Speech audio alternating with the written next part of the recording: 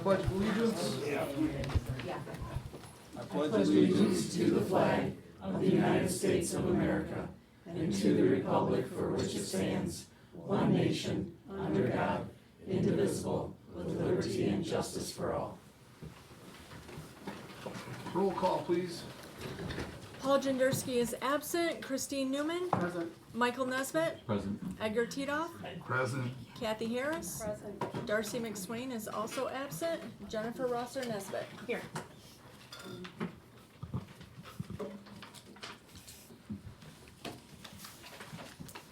Any adjustments to our agenda? Yes, letter D, archaeological survey. Hit me with a word I can't spell. That's why I did it that way. Archaeological what? Survey. Google it. It's not one you can sound out very well. I mean, I Yeah, can I spell. think I it's can spelled spell very good, but that's a hard one. There we go. It's a hard one like Schwarzenegger. St. Charles Fine. That's it? Yes, sir. Motion to approve the agenda as amended? I'll Support. All those in favor? Aye. Those opposed?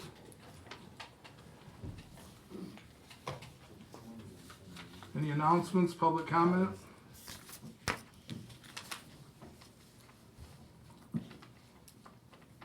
Going once, going twice. Do you have an announcement or public comment? Public comment? No. Oh, okay, I thought you were like, okay. Sorry, I was waiting That's to our heart. turn. Oh, okay. I can stay after the comment. He put his hand up when he said. Yeah, so I was like, okay.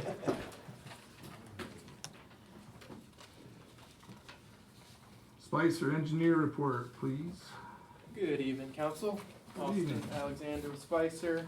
Brought some multimedia elements today. Got a beautiful little map for you, all colorful, to kind of walk through the report. I think we're kind of nice little lull between TMF being busy over the summer and then things kicking up again in the winter. I just thought this would be a good time to kind of revisit the past 5 years of tons of infrastructure improvements and kind of wanted to take a second to highlight them. So the first map that just shows kind of the bulk of the main downtown area highlights the Fulton and Hosmer water main improvements, which was about a third of a mile of water main and some service replacements, sidewalk associated with that. 23 and 24 was our Category B grant and Phase 1 water improvements. So that included 2 miles of water main, 180 new water services, almost a mile of sidewalk, and then 10 blocks of road that you can kind of see highlighted there in the lighter, medium blue, and the yellow areas. That's a project that we just wrapped up. We're still squeezing some of the juice out of the orange with our contingency fund. And so we're looking to replace the 4 lead lines that we found with the TMF grant. Still leave us with a big batch of galvanized to go after, but then the village will be completely, at least straight up, full lead free. You'll still have those galvanized that they're still considered, risky because they might have been connected to lead back in the day, sort of thing. But that'll at least kind of bring some confidence to the village and having all those lead lines gone. So, I like his hesitation. yeah. He said full lead and then he hesitated. Then said free. Right. Oh, we better be lead free. Oh. So that'll kind of get us towards the end of wrapping up that project. Still just looking for ways to use that little bit of money that's left there on that project to help the village out. But that'll transition us into Phase 2 in the fall, which is in the darker blue highlighted areas. That's going to be 3,000 feet of water main, and then a handful of water service replacements, and some sidewalk too in affected areas. That's the latest update I got, is that we're still kind of waiting for RD, the rural development folks with the USDA office. They're gonna, get through and approve our application so we can actually get rolling, but Mitch still anticipates a fall bid for that project. Be careful, that's what's running up on me. Not in St. Charles. Come on. Yeah. Yes, come in and sit down, please. Thank you. We've also got Safe Routes to School, which shows the kind of orangish color where we're getting new sidewalk on Walnut, Maple, and Spruce. Walnut and Maple will be on both sides of the road going all the way down there, and then on one side of the road on Spruce. 12,000 feet of sidewalks, like 2.5 miles, and there's ADA ramps that go with that, driveway replacements where they're affected.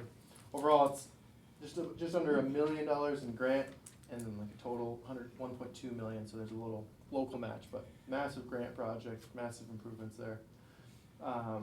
And then the second map kind of goes through the DWAM and the TMF grants, which was a total of another $1 million in grant funding, which was used largely to verify services. So we've got 800 services that we were able to hydro excavate, and that's part of why we're able to use phase 1 money to eliminate the rest and be confident that we're eliminating the rest of the lead in the villages, because we were able to have this grant funding to go out and find all the lead, every single line.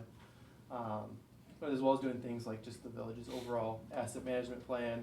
There was that rate structure analysis that they did to kind of look at the financial side, other things to look at, areas of water main that are old compared to others, and just kind of get a full top to bottom assessment of the village.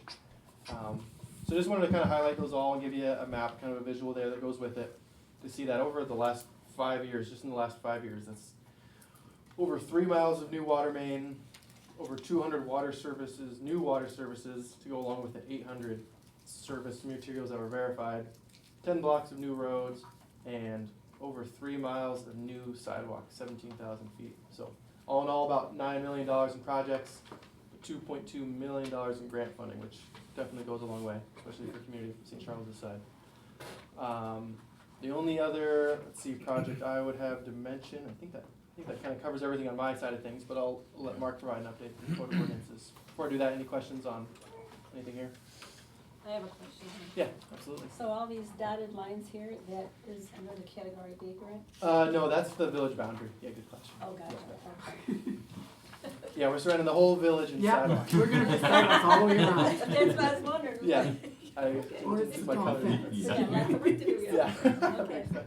I would just add that, you know, this is where taxpayers' dollars going, this is where their water rates are going. Having to do 2 water rate studies, they cost about $30,000 per study, but we've used grant funds to do that. Other communities are using their own general fund dollars, water fund dollars to do that. With the contingency in the TMF, after we do more sidewalk, downtown sidewalk, I think we can add for another rate study. So that we have the best information in January when we do make these hard decisions. As you see throughout the state of Michigan, people are raising rates, they're talking about it. Some communities are adding caveats that we're only raising your rate this much, and then in the small print, but we have the right to raise it at any time. And so we want to have accurate information. It's expensive, but if we keep using grant dollars, that'll be 3 rate studies in 3 years, 4 years, so that you can make the most accurate decision for people as you were elected to do, which I think is important. So you can show the work that you've done with the money that they give us, and you can feel confident in your decision making when doing that. Other people are guessing. Right. We're not guessing. We're accurate. We have numbers to back it up. We have pages of documents from the best in the business. I just got a call from somewhere in Genesee County yesterday, wanting to verify John Kaiser's ability to do the work. Oh. Like, if anything, you should call John and see if I'm even smart enough to understand what he's saying. But a bunch of calls like that have been coming in on his business, municipal analytics and things like that, so. Yeah, they do a great job. Got another call on So do we TJ. get cut from Spicer's then? There's no kickbacks. No. I can show you my bank account. It's a joke. Don't tell my wife though. She. No, you can tell him though, that all that I kind use of her does, joint account. he just makes everybody really mad. Yeah, When he brings this report, but then you get used to it, and Yeah. we just, But it's good work. That's the beauty of this. So there's $85,000 in contingencies here. You know, it's not one of those companies that underbids to get the job and then contract change orders you hundreds of $1,000s, so that by the end you're paying way more than you would have. And so that's phase 1, $85K in contingency. TMF, we have $88,000 in contingency. So not only are they underbidding and doing the great works, it gives us the ability to do more work. Right. So the fact that if you want to see this map, every line in the village, other than 10 that we couldn't find, has been verified. By state law, you have until 2042 to report this, and we'll be done hopefully this year. Yeah. Then we can start going at other projects that everybody else is asking for the dollars here. We'll be asking for different grants that they haven't even come up with yet.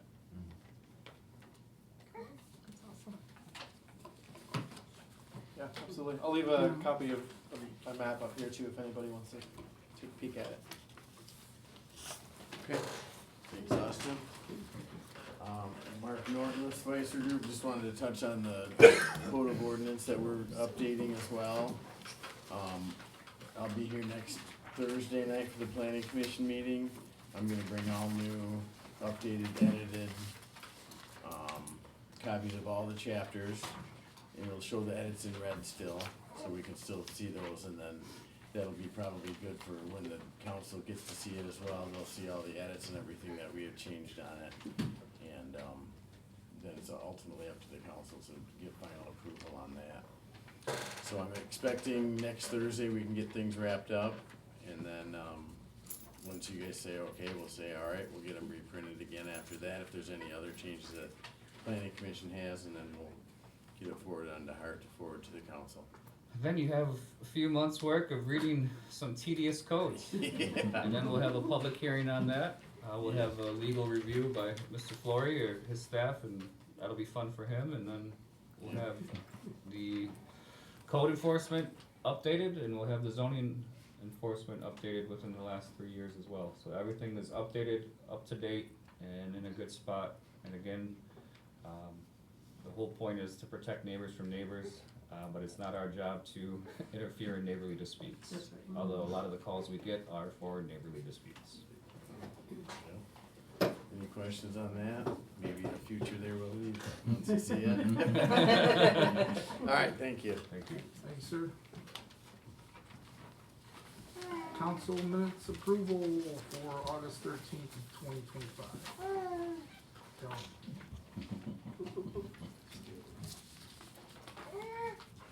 Motion to accept the village council minutes of August 13th, 2025. Support. All those in favor? Aye. Aye. Those opposed? Only one. She said Commission and committee reports. Planning commission for August 21st of 2025.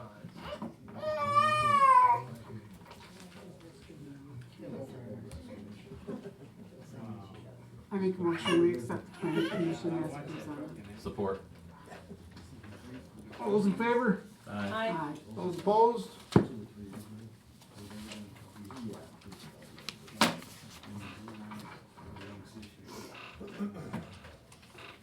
Parks and Rec Committee for August 20th, 2025.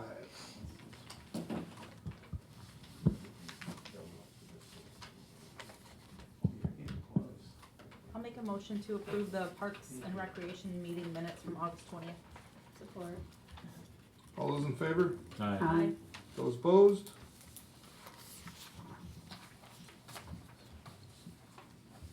Downtown Development Authority, September 5th of 2025.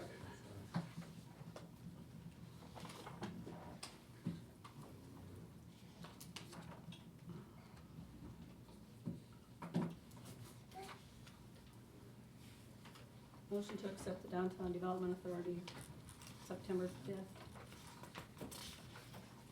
Support. All those in favor? Aye. Aye. Those opposed?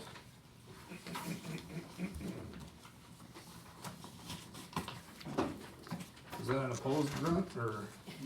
Clear my throat, allergies. Oh, I know, that time of year, I'm having troubles myself. Communications, nothing there, no. Move on to payment of claims. I just have a question. On page 1, this Boland Best 1 Chestnut for repairs and maintenance, what is that? Tire? Yeah. Is that for the dump truck? Dump truck tire. Okay. $1,400. Probably 2 dump truck tires. Okay. They took over Heritage. Is that not? They took over Heritage. Oh, okay. I didn't know that. Okay. If there's no other questions, I'll make a motion to approve the payment of claims in the amount of $221,532.81. I support. Roll call vote? Paul Jenderski is absent. Christine Newman, Yes. Michael Nesbitt, Yes. Edgar Titoff, Yes. Kathy Harris, Yes. Darcy McSwain is absent. Jennifer Rosser Nesbitt. Yes. I would just add, for the sake of being forthright, the two big expenditures this month were to our OPEB liability based on the annual surplus policy, which is up for review in November. We established in 2019 when I came here, if there were any surplus funds, that we were gonna put 50% back into the general fund, and then we were gonna tack our liabilities with the remaining funds. So that's the first one, and then the second one is a $30,000 payment to Spicer, which is a grant. We already received the check. We don't pay that bill until we receive the grant from the state, so it's revenue neutral at that point.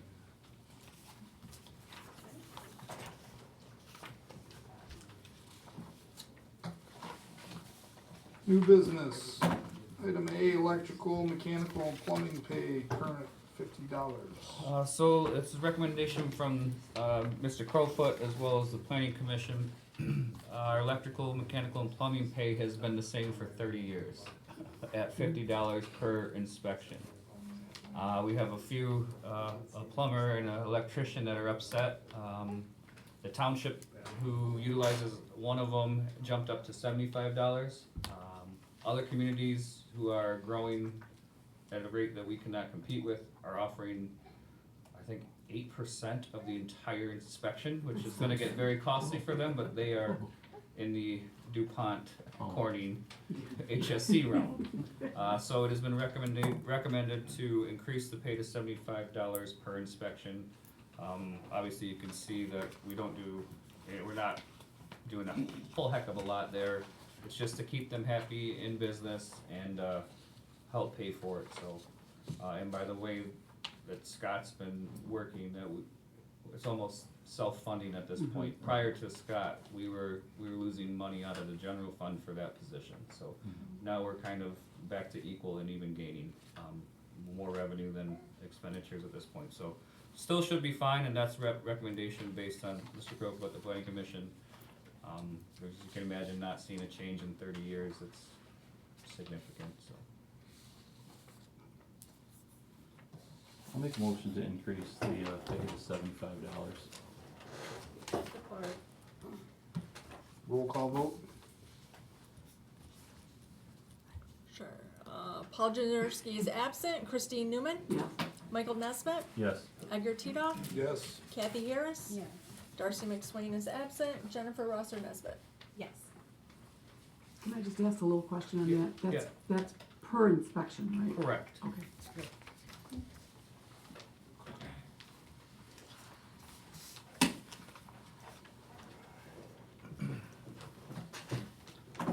Item B, park, swing set sand, 200 tons, mason sand, $2,600.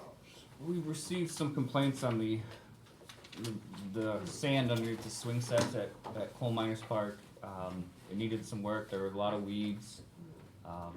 So we researched what it would cost to backfill. And sometimes the cement where the swing sets go into is exposed, and we get calls that hey, somebody's gonna get hurt. So we go backfill and try to make it nice.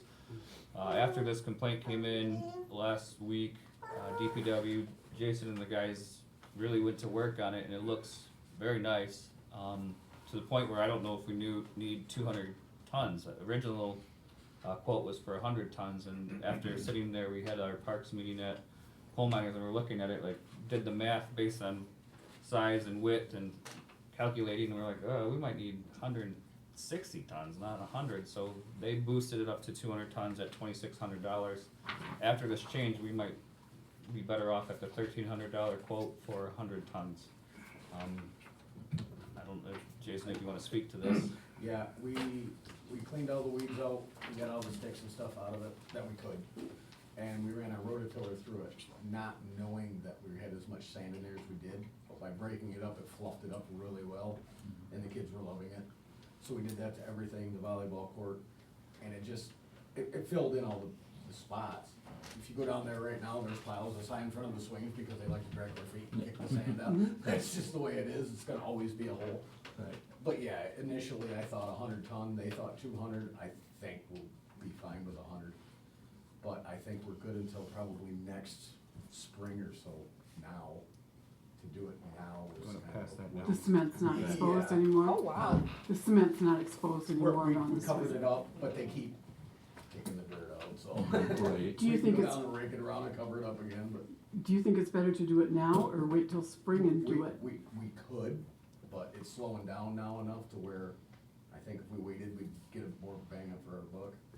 It's just gonna settle now, right? If it snows on top of it and rains and, Right. But I think that's what you want for spring, right? You want it to settle Okay. throughout the winter so that by spring you see what you really need. Right. Right, that's, Makes sense. we'll I think know that's by what the then- thought was. Right, we'll know by then what, if it needs more or less. And we do need to work on lumberjack as well, so even if we have extra, we can fix up that. I don't know if you dragged that and cleaned that up yet.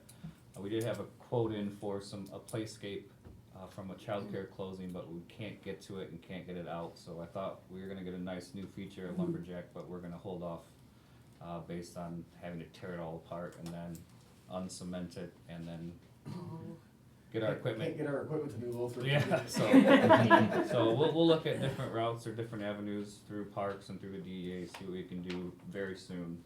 so you're saying now Hopefully. you still wanna get the, I think for coal miners, we need it. okay, For lumberjack, we need to clean it up and get a new feature in there. so we should approve this bid for actually whatever they think it takes, up to, Up to 200? yes. I mean, it's not gonna go to waste, if we don't use it, we'll have Right. it. Yeah. I mean, And it's, Right. and it's good masonry sand, Right. it's very fine, it's, it's not gonna get, A lot of people like Sopanski's and them use it on their beaches for their house. Yeah. It's no rocks, no clay, Mhm. it's good soft sand. Sand. Right. Are you putting it on a smaller one too, that's over closer to To the pool? the room, no, to the road? The one that's, the wooden feature. yeah. Those are chips, I don't know if Are you wanna those put chips? sand in there, or do you wanna The put chips? Or- Not the Oh, ship. no, those are rubber chips. Those are chips. Oh, That's rubber mulch in there. okay. Yeah, we're not gonna do that. Yeah. Okay. I make a motion, we approve the bid for up to 200 and, save the rest for next year. Support. Roll call vote? Paul Jenderski is absent. Christine Newman. Yes, Michael Nesbitt. Yes. Edgar Titoff. Yes. Kathy Harris. Yes. Darcy McSwain is absent. Jennifer Rosser Nesbitt. Yes.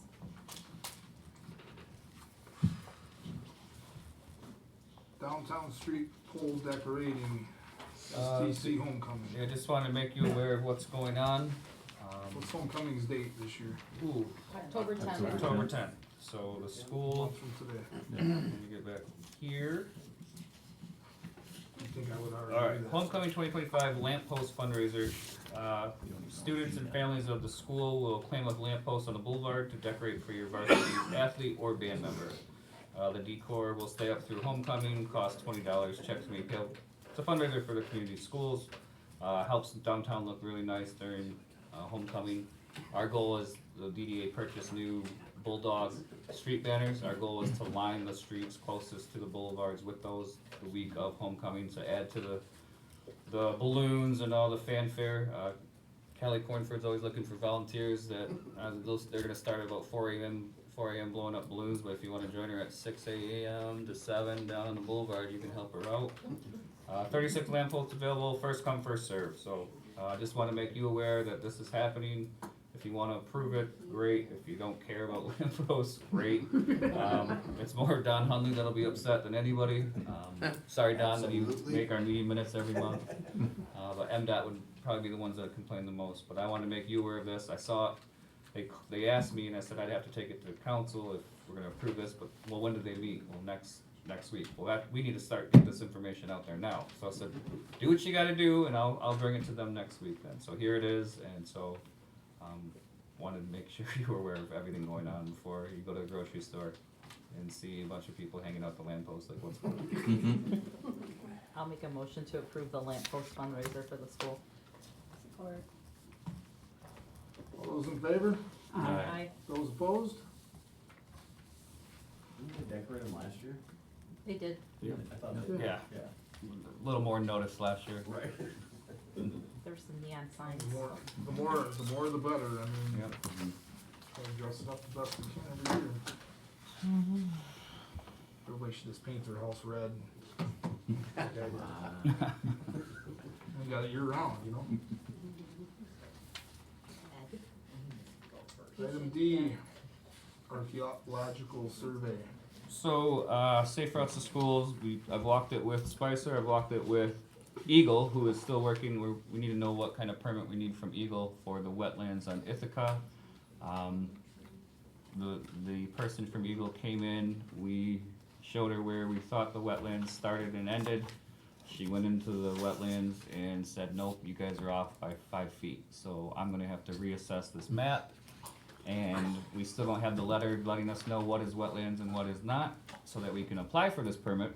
But in the meantime, based on their survey of the research of the area, it's extremely sensitive and tribal coordination must occur until the programmatic agreement is settled. So we need another archaeological survey, which we just had done on phase 2. Phase 2's archaeological survey cost us $1,900. So I wanted to I went out to the same company hoping that they would be in the same ballpark.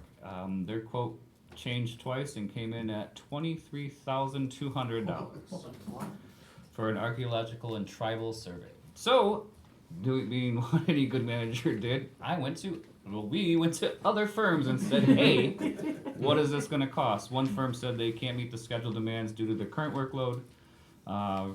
Stantec say they can meet the project schedule completion in 2 to 6 weeks for $36,540. So we're going in the wrong direction. We found a company called Rescom, able to start coordination with MDOT immediately, field work in 2 weeks after approval for $9,000. So this would be within, I don't know if this would have to come out of our portion of the grant of the 1.2, but it's 9,000 compared to 23 or 36,000.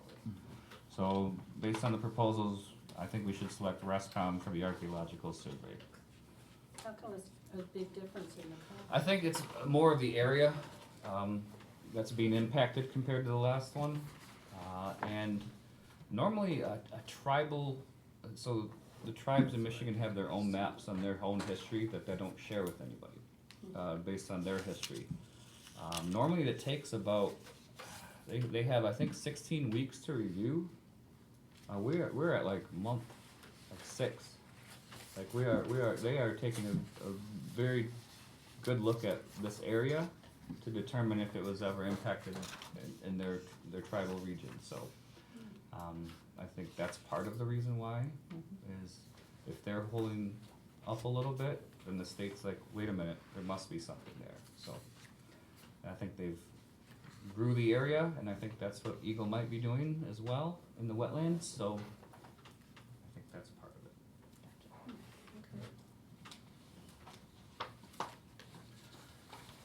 it. This also helps with our coordination and permanent and temporary easements as well. So, which I think we need 20. I make a motion, we spend $9,000 with whoever that was. Yeah. Low bid. For the archaeological survey. Support. Roll call vote, please. Paul Jenderski is absent. Christine Newman. Yes. Michael Nesbitt. Yes. Edgar Titoff. Yes. Kathy Harris. Yes. Darcy McSwain is absent. Jennifer Rosser Nesbitt. Yes.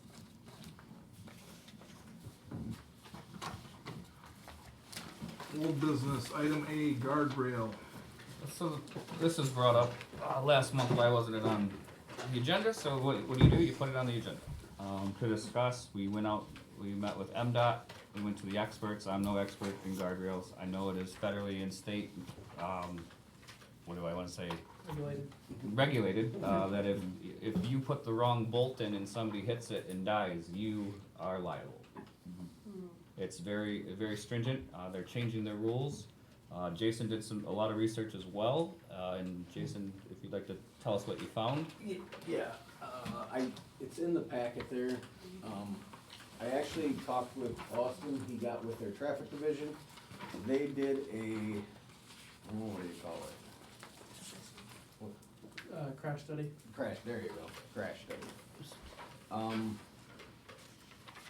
It's all in there, and I'll add, we went back on our own crash data, Yes. 2013 to present, there's been 3 accidents there in the last 12 years, and 2 of them were inebriated drivers. And both of those happened, At that intersection, it's just been the one that was recent. The other 2 that were close were on Miami Street. okay.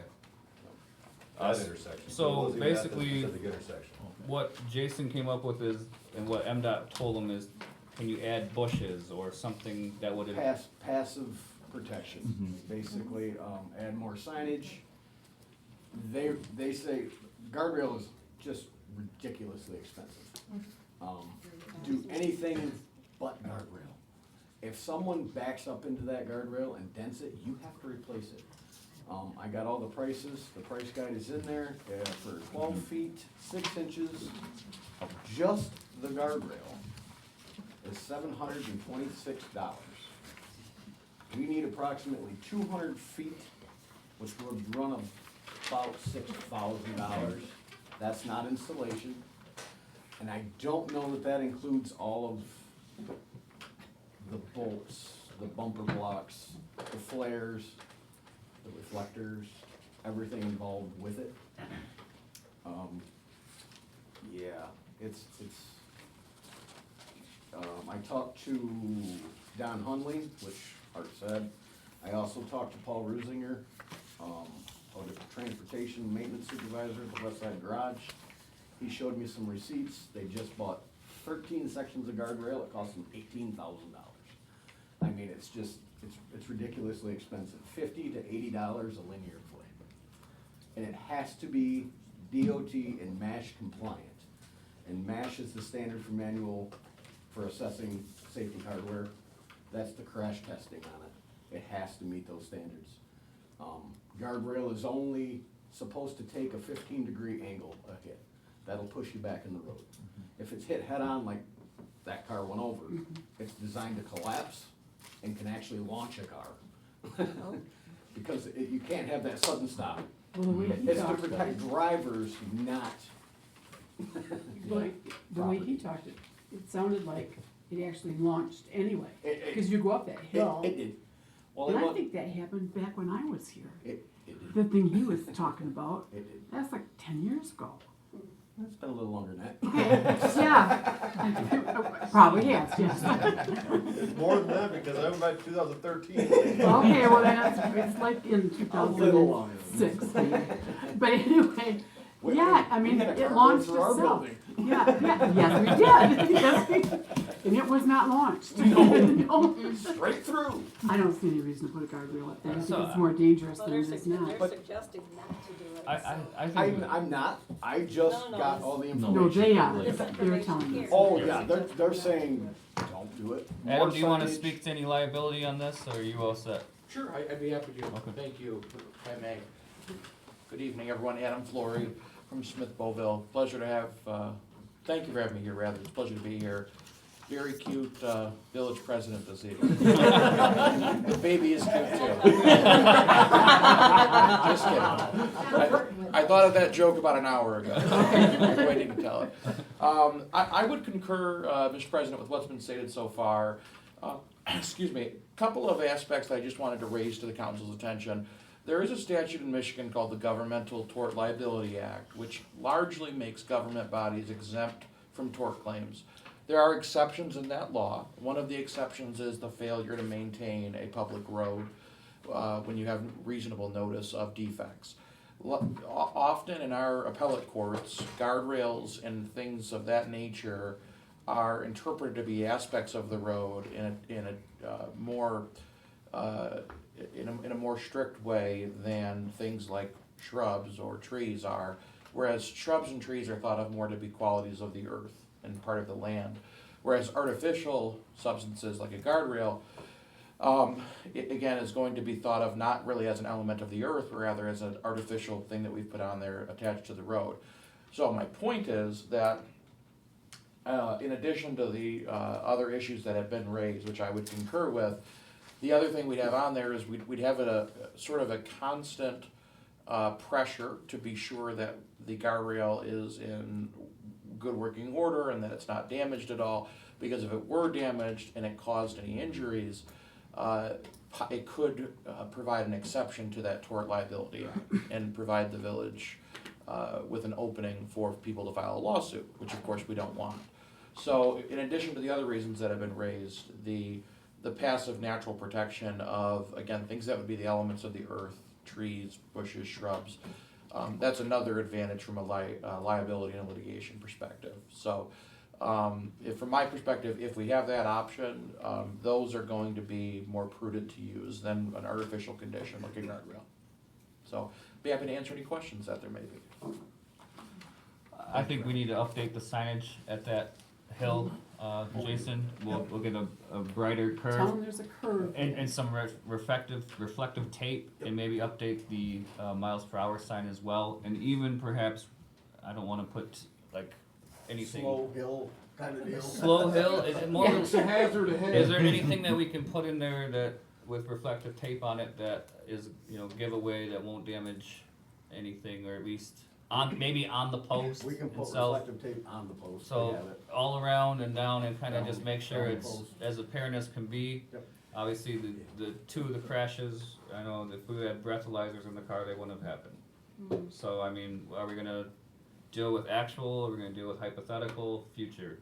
It's one of those, so Can you put some bushes in there too? we can certainly look at that. Just next year when you plant trees, plant a tree there. The other problem with that is exactly where our brand new water main is going, and I have fiber optic cable right there too. Oh, okay. So we have to avoid all that. Therein lies the crux. Just to make sure the flare's right. Yeah. That's right. So maybe post water main and installation, we can, I don't know, somehow grade it to a point where maybe they don't. One suggestion I was honestly given was make the ditch deeper and steeper. I says, why? He said, so when they go down in it, they don't come out. Honestly, that was a suggestion made to me. Okay, I mean, so By the we'll, state. we'll review upon But that phase was- two that and was- approach it again, but for now, we'll update signage and reflective.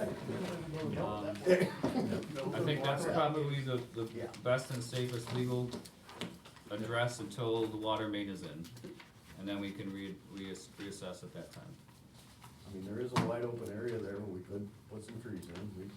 Yeah, I just think there's a place where I grew up called Dead Man's Curve, and drunk drivers perhaps all hit these oak trees for many, many years, and they finally took out all the trees. Now you just wreck your car, you don't die. So I think about Dead Man's Curve, and I'm like, do I want to create a Dead Man's Curve in the village? Not really.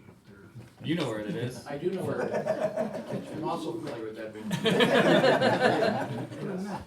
Yeah. So I just want to do thorough investigation as requested. That's what we're here for. So.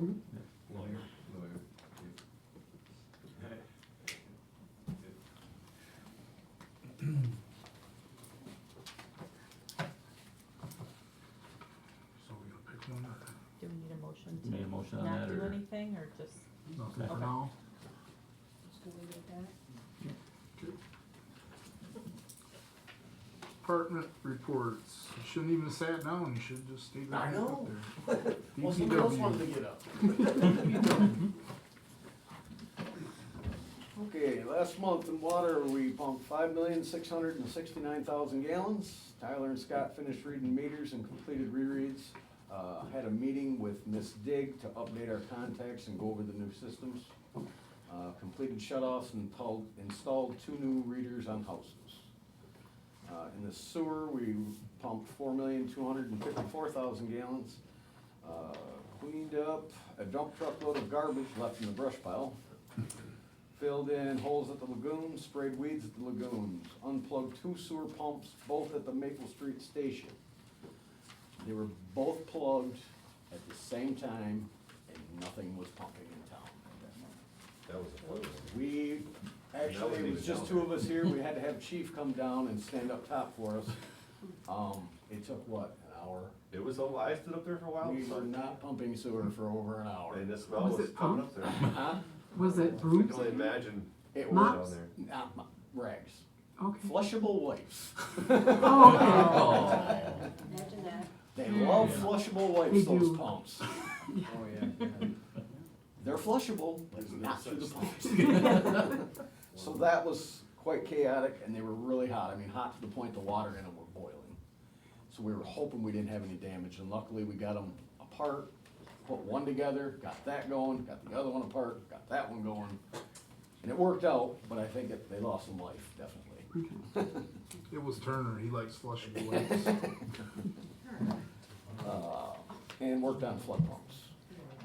In the streets, we picked up brush, garbage is needed, ran the street sweeper, patched streets as needed, filled sinkholes on Walnut left from the hydro crew, trimmed pine trees on Water Street, sprayed weeds uptown, and demoed a new paint machine and road grinder.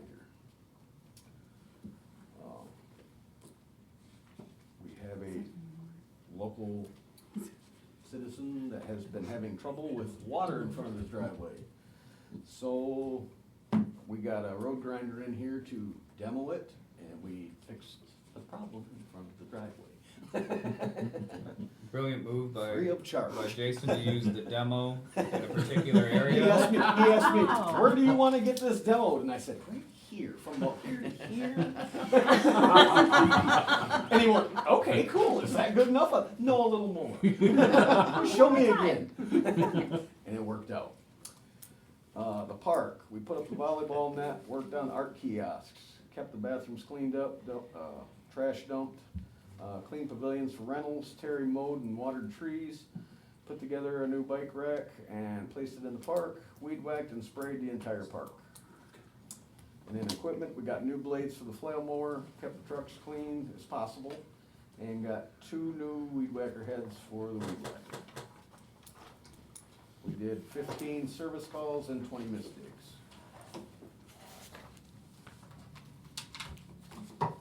Jason, was that the same dump load of garbage as before? No, No, another one? Oh, okay. It was another one, and we kinda ran the guy off. Okay. We didn't catch him, but we were there shortly after he was and chased him that way. So we're hoping it's not coming from town. I think it's coming from north of town. And a lot of the brush is too, but it's hard to stop someone and say, hey, where are you coming from? And they say, oh, the house in town over here. Unless you see, and then they take off and head that way. Get the white truck. Yeah, white truck, black truck, blue truck. There's 3 of them. Oh. It's the ones though when they dump, it dumps in a square, Yeah. perfectly square, yeah, I know And what you're talking they about. drive down the road, dump it in the middle of the road so you can't get around it, and then take off and keep going. They're the ones doing what they're not supposed to be doing. And when we block it off, they dump it in the actual road. And that's nice too. So. All good? I have a couple questions for you. What's the update on the brush that's in the wooded area in the park? We went out to bid today, we have one in, we've asked a few companies, we wanna compare apples to apples. You will have more information at your parks meeting next week, as we await, the bids to come in. But because it's so damaged and so bad, that Tyler and I were discussing that it would be close to $30,000 to clean it all up. That's beyond the Parks and Rec budget. So we are looking to work with a tree company, again, accepting bids. We've reached out to 3, I think, thus far, waiting to hear from 2 2 more. so far. We got 1 coming tomorrow, and I gotta get a hold of another guy. That we are asking, or we've asked and came up with the idea to do a daily rate. And once you hit this number, you're done for the day. And maybe do a week's worth of work and try to keep it at about $13,500. And I think some companies have more equipment and better equipment than other companies, and they're at an advantage. But 1 week they can do a lot. And so another volunteer came in to help clean up some of the trail between disc golf as well, even from, say, the basket to the next tee pad or tee box. I don't know what they call them, are they pads or boxes, but anyway. So this weekend, he signed the liability form. He's gonna clean up and just trim up the walk through from the box to the basket. So obviously, we've had people coming in nonstop. There's a guy that's been up there almost every day. He's got Yeah, 50 he's cords there all of the wood. time. 50 cords of wood 50 already. cords of wood, and he burns wood, so he's been so- taking You know, the like, wood. I don't know the days. But not only does he I've been just up take the here wood every though, day he this week takes and I the haven't tree seen tops and he anybody there. piles it up. He's And he's Oh, got his stacking own everything, files. too. So they just come in with their Yeah, forks and yeah. just pick it up. He is So- I talked to him a couple times and he says, I'm out here cutting, I might as well pile this up too, make it easy for everybody So else to he's clean this piling, up. one company, has, in their quote, is offered to chip everything, so you can just put it right back down into the park. Is there something that the DPW could be doing, like this, maybe the smaller stuff or So something? we also Because- reached out to the fire department, and if we pile things correctly, they will give us the permit to burn a lot of the stuff that nobody's taking come winter, when the parks are less used, so. The big opening right behind that big pile by the roller rink, there's no trees in there. So this winter, we wanna push a lot of that to there and just burn it. And the fire department's on board with that. They've offered to give us the brush truck for that.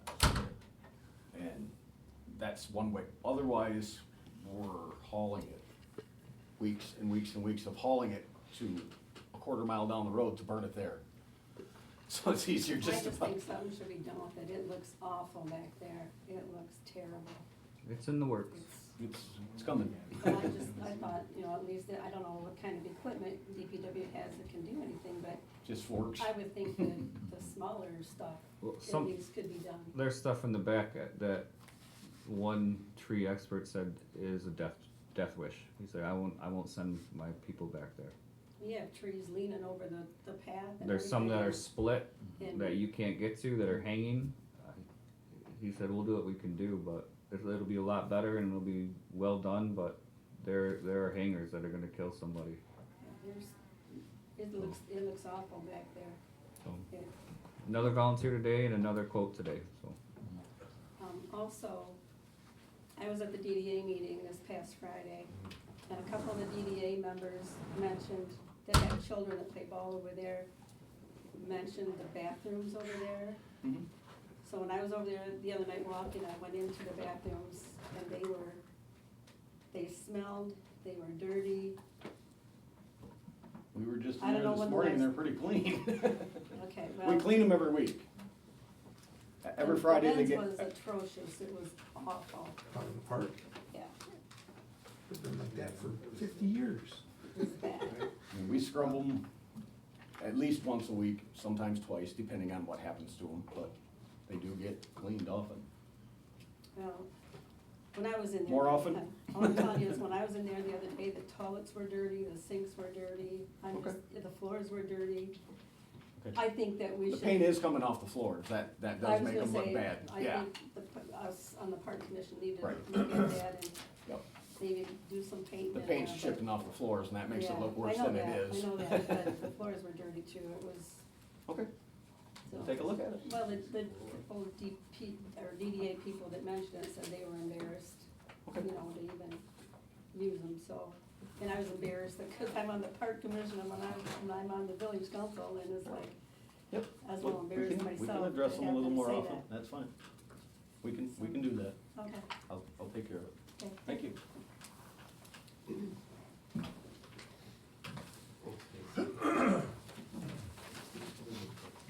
Chief Oliver, sir. Excuse my grunting at allergy season. I have that going on too, the little. Every year for me. The rasp. Schedule's getting pretty full, coverage is there.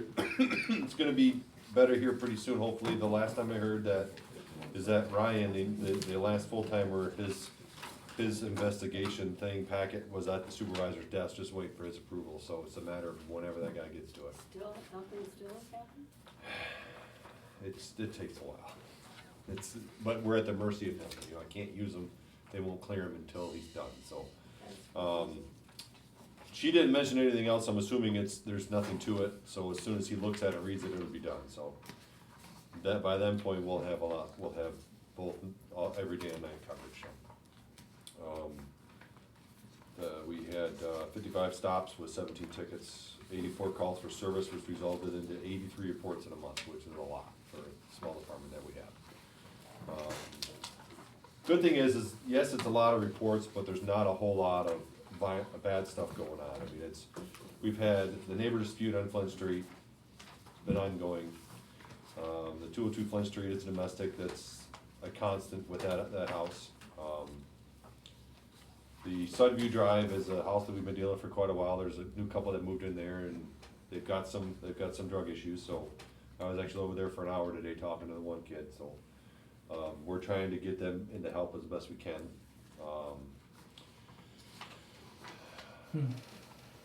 Frauds, that's gonna keep happening, well, the one fraud is the bank fraud. Somebody came, tried, and did bad checks, but we had them on camera, and I was actually outside talking to Sue, and I let the guy in and let the guy out. Had no idea what was going on.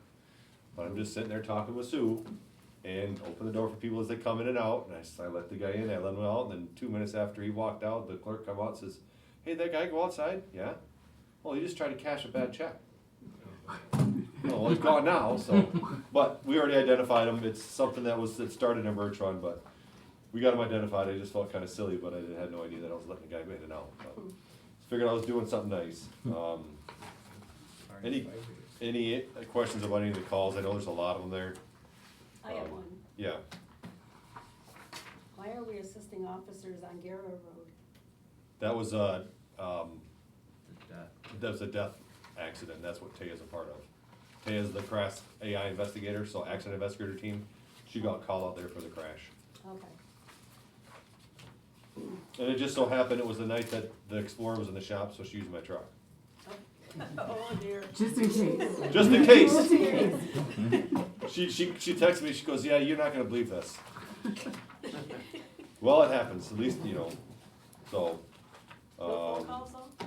What's that? No phone calls about the truck being in Bertrand? Okay. No. So then total we had, like I said, 83 calls for service reports. A lot of them are assisting, which, with the county being short, we're assisting them and we're able to go to these calls and be there and hold them down if something happens. I'm doing a lot of inspections. The vehicle inspections have kicked off. That salvage vehicle inspectors that I've got. I have 3 this week and already 1 set up for next week. So what that does is it's a $100 charge for each one that I do. Now that money can only go towards stuff with that inspection. So like all the tools that I've purchased recently have all come from my inspections beforehand, so it's not costing us anything. The long story is that once I get all the equipment purchased that I'm gonna eventually need, then I can start using that money for, the inspector says, well, sometimes you might have to drive a vehicle to go do an inspection. You can justify using that money to help pay for a new vehicle. Or I do the inspections in the garage, I can use that money to help fix up the garage. Like the garage doors need some attention too, so it's not cold in the winter, but we can use that money to do it, and it's not costing the village anything, it's just from the inspections that I do. So that's in the long term. I've already spoke to Hart that's kind of my plan, once I get everything purchased that I need to help me do these better and have an easier time doing it, then that's what I wanna do, is kind of bank some money from it and do that, because we can't spend on anything else. So if you get audited, then you gotta ask for that. Another example, just like Mr. Crowfoot's office, another example of us doing something to generate revenue through training, through education, that non-taxpayer funded, that'll put money back into our department so that we can keep doing this. And then we Is ended this up. done on your time or our time? Well, it's my time when I'm here, but when I when I do my time card, the time that I use for that, it goes under the SVI, which is salvage vehicle inspection. So that money that I get for those inspections pays for that wage that I'm there. Now, if I'm doing an inspection and I get a call, then I leave. I go take care of the call. I'm still on duty, I'm not tied up on anything. I just do them when I'm here. I'm confused. What's it confused about? Well, just that, so you're working for us, you're on our time, we're paying you. And then you go do these inspections. Mm-hmm. Then does that money come back to us like jury duty? Yes. Same thing as jury No, duty. when I fill my time card, the time that I use for that, I But put it's in not there. like jury duty. No, it's paid to the village. It's Their paid to the fee village. is paid Okay. to the village. And he Okay. does them all here at the office. Yes. Okay, He's not going off to do them. Okay. They come into us. okay, I Because thought he he's- went somewhere and did No, there's inspection. a chance, like Okay. in a specific situation, I might have to go and like if I go to MJ and say, hey, can I use your hoist for a day, cause I have a car that I have to get underneath and I can't do it here in the garage, then I would use those funds to pay for his hoist fee, and I would do that after work. And then that time that I'm spending on that would, it would all come from this, that salvage vehicle inspection line item, because that's all you can use that money for. Okay.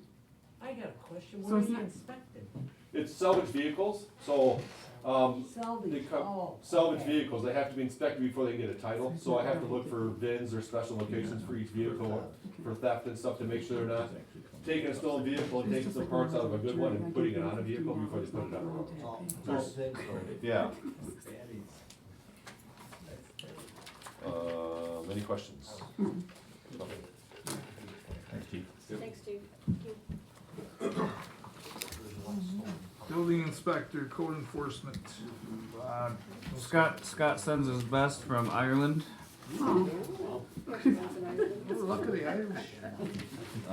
So as you see, he had quite a few permits, $1,300 in permits last month, which again helps generate the revenue to pay for his own office. So that's a great, and some of it goes to the other guys, but a great treat for us after decades of non-existence. And then as you see the complaint log, a few complaints in. Obviously, we have a property line dispute. We reached out to Spicer and got lot lines from, I don't remember what year they were from. I could probably check my Oh, I email. was looking at their. 1994, I believe. But I think we supplied that information to each individual. I wasn't paying attention, what? The property dispute on Flint. Yeah. Did we supply the survey? We supplied it, so now it's a civil matter between the neighbors and they have all the information rather than, it's one of those where you don't like to get involved in neighborly disputes, but you try to do a little research, we have the evidence, now it's between them again, so. Not sure how that's going, I'm sure you do, but, that's one of them.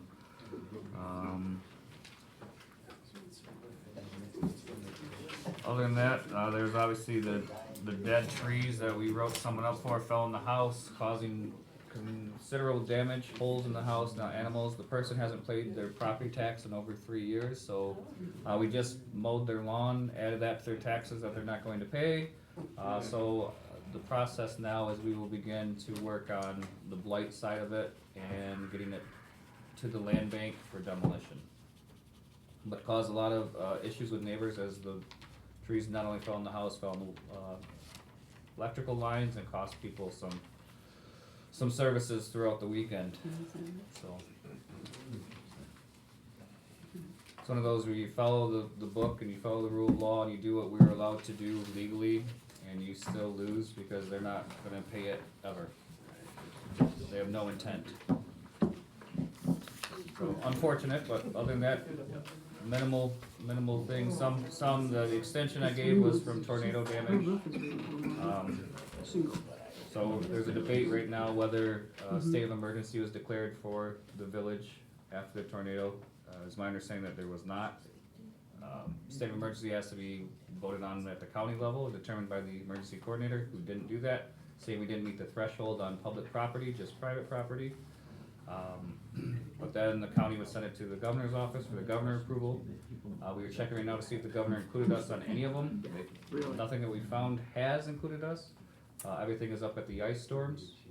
So we could have asked for, we could have declared a personal emergency, which would have been denied because we didn't overuse or extend our resources. We had mutual aid, the fire department did work, chief was here, we cleaned up, other communities came in and helped out, so it was all cleaned up. We still had problems, technically.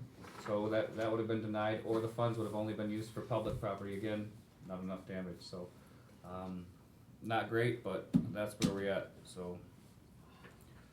So I gave an extension, just kinda like she gave extension on on paying your property taxes up north, we'll give you extension on finding a contractor to fix your roof, so. So this means that insurance companies, will they pay the damage to the residents and stuff if they? I'm not an insurance agent, I couldn't tell you that. That'd be too bad if they didn't. Well, it depends on how you have it written up. Yeah, depends on what you pay for. Policies. My neighbor had a heck of a time, but he ended up having to pay $15,000 of it. So the only thing that we could have done, again, was, I've kind of pleaded to Governor Whitmer to declare an emergency, and she would have released section 19 money, which would have gone all to public things, but we didn't exhaust all our resources. So that's been fun. That's all I have for, Extension too. that was the tornado damage I just spoke of. Is that the one on, Avon? Yeah. She's getting her shingles put on tomorrow. I was gonna say, they've been So, working on that one. we'll recheck, when he gets back, and it should be, denied, Yeah. but some people, They finally showed up. some people get the letter, and it makes them Yeah. jump into action to fix things or take action. Other people get upset that they got a letter and they're offended. And some people are just like, I'm trying everything, and they feel helpless. So this is one of those where it felt helpless, the contractor quit, the insurance company wouldn't, allow the money to be funded. So it was a big mess, and hence, that's why I did what I did.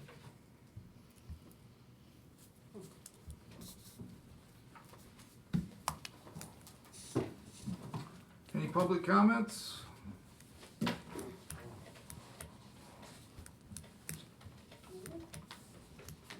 Good meeting.